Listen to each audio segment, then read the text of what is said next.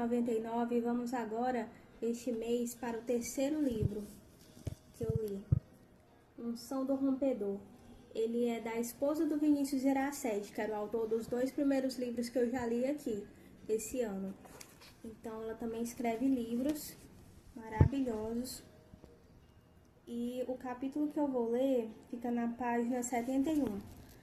O título dele é Rompendo com a Intimidação. Vou ler aqui para vocês. Ele é um livro, esse aqui, esse terceiro, Unção do Rompedor, que ele fala sobre você ter uma vida terrena vitoriosa. Você é fiel a Deus, mas por algum motivo não conseguiu vencer na vida, vive uma vida cheia de dificuldades, cheia de problemas. Mas por que, se você é fiel a Deus? Muitas vezes o motivo dessa vida problemática não vai ser o pecado, mas vai ser uma personalidade tímida da nossa parte, muitas vezes, que faz com que a gente não desfrute daquilo que é nosso por direito, enquanto pessoas fiéis a Deus. Eu vou ler aqui para vocês entenderem melhor. Diz assim: quando rompemos com a intimidação, conseguimos ir longe, porque o espírito de intimidação quer cercar, parar, formar uma barreira. A intimidação está dizendo: daqui você não passa, a partir daqui você não vai mais. Assim age o espírito da intimidação, ditando regras limitantes. A intimidação às vezes se manifesta por meio de uma voz, de um parente, de um patrão, de alguém que o intimida. Seja lá quem for o intimidador, as cadeias da intimidação devem cair. Se você deseja romper, é necessário que a cadeia da intimidação caia. Então, muitas vezes a gente não vence devido à forma como a gente se enxerga. A gente fica com aquele complexo de inferioridade. Essas coisas boas é só para os outros, mas nunca é para mim, nunca chega a minha vez. Eu não sou digna. Fica com aquela crença de não merecimento. Neemias conseguiu isso de uma maneira espetacular. Claro que ninguém se compara a Jesus, mas na questão da intimidação, Neemias se saiu muito bem, porque ele não cedeu a Sanbalate e Tobias, não cedeu aos inimigos de Deus, os inimigos da obra de restauração. Neemias se posicionou firmemente e disse: daqui eu não saio, daqui ninguém me tira, não vou ter conselho com ninguém, não adianta me chamar, não adianta me mandar cartinha para querer me intimidar, não adianta dizer que vai enviar um exército contra mim, não adianta, daqui eu não saio, daqui ninguém me tira.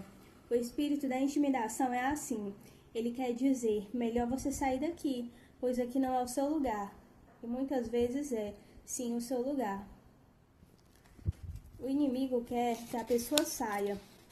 O espírito da intimidação não quer a presença daquela pessoa, porque ela carrega luz, carrega a presença de Deus. Por isso aquilo que está nela incomoda. Neemias começou a incomodar. Quando ele começou a tapar as brechas, Sanbalate e Tobias se levantaram. Queriam formar um exército contra ele, mandaram cartas com conteúdo de intimidação, mandaram chamar Neemias para reuniões. Mas Neemias mandou dizer que estava em uma grande obra, bem ocupado, que não poderia ir. Neemias ofereceu resistência. Para vencermos a cadeia da intimidação, tem que cair. Para vencermos a cadeia da intimidação, tem que cair. E Neemias 4 diz assim. Isso aqui fala na história de Neemias. Tem um livro no Antigo Testamento chamado Neemias. Quem escreveu foi justamente ele, um homem que chamava Neemias, e ele vivia num contexto em que a terra natal dele, a terra ali de Israel, do povo de Deus, estava destruída pelos inimigos, e ele estava morando em terra estrangeira, porque o povo dele tinha sido levado cativo para morar com o rei da Pérsia, se eu não me engano. E Neemias trabalhava no palácio, então ele tinha uma vida boa, né? Tinha uma boa profissão, lugar ali de destaque naquele reino, mais do que os outros do povo dele, né, que não estavam assim em posições tão privilegiadas, mas ele fazia tão bem seu trabalho que o rei ele gostava de Neemias, né? Apesar de o rei não ser do povo de Deus, Neemias era um excelente profissional, era alguém reconhecido como um homem de caráter. Só que Neemias não se conformava só porque a vida dele estava boa. Ele ficava triste porque a terra natal dele estava naquela situação, cheio de ruínas e destruição. E ele tinha um sonho no coração dele, que era reformar, reconstruir as muralhas de Jerusalém.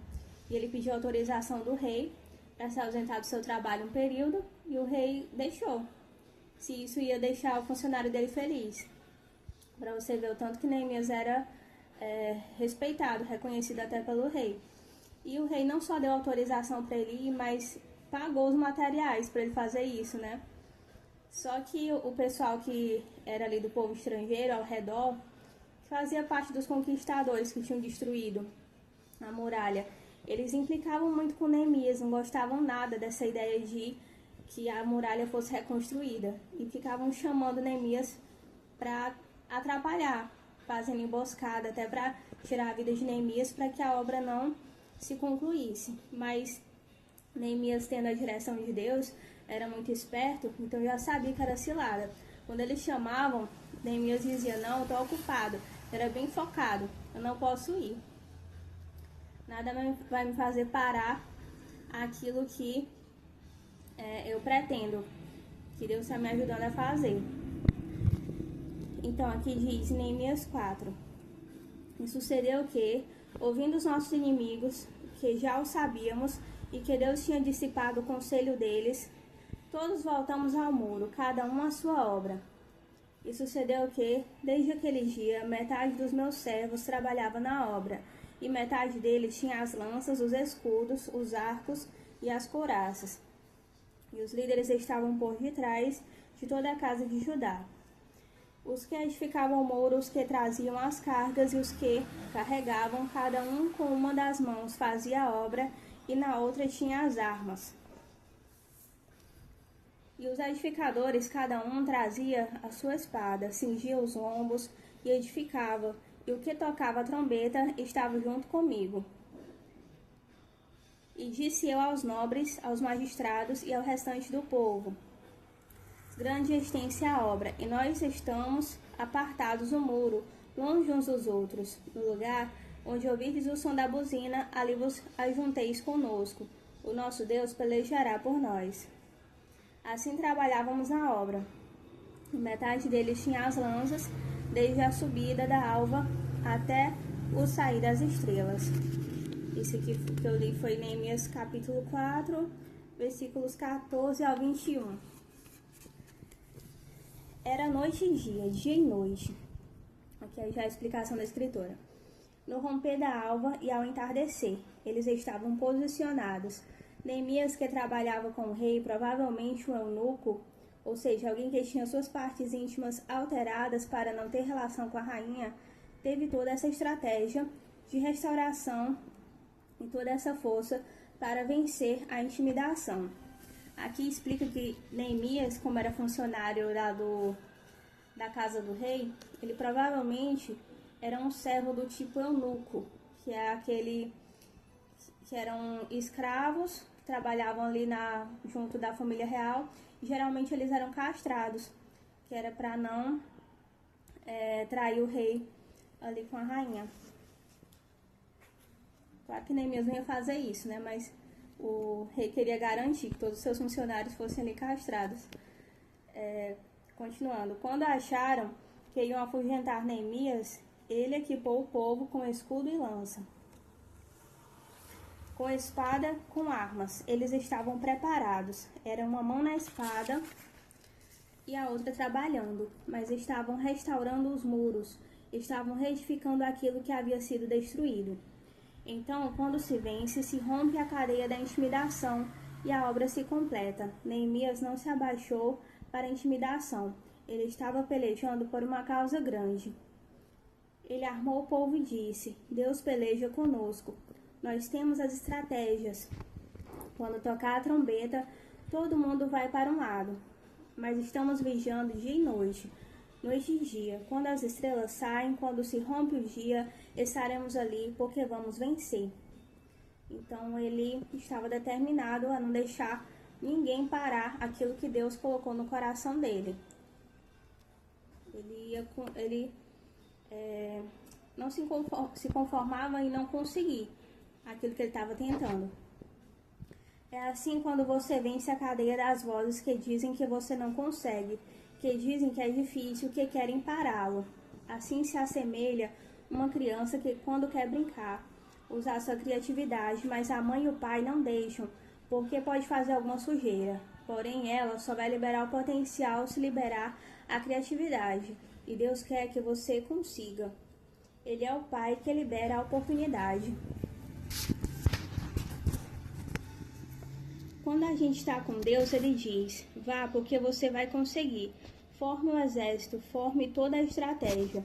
Mas só tem uma coisa: não deixe a intimidação vencê-lo, porque se a intimidação vencê-lo, você não vai concluir a obra. Mas se você vencer a intimidação, uma obra será completada na sua vida. Não vai ter para Sambalate, não vai ter para Tobias, não vai ter para o inimigo, para invejoso, para adversário algum. Deus tem coisa boa, coisas grandes preparadas para nós, mas precisamos vencer o espírito da intimidação, aquele que chega e diz: é melhor você ir embora, é melhor você sair daqui, é melhor você se retirar. Acho que você não pode, não é capaz. Seja o que for, vença o espírito da intimidação, em nome de Jesus. Porque vencendo o espírito da intimidação, você vai concluir a obra. Você vai para a frente, as cadeias da intimidação vão cair hoje. Deus está com você para vencer. Aleluia.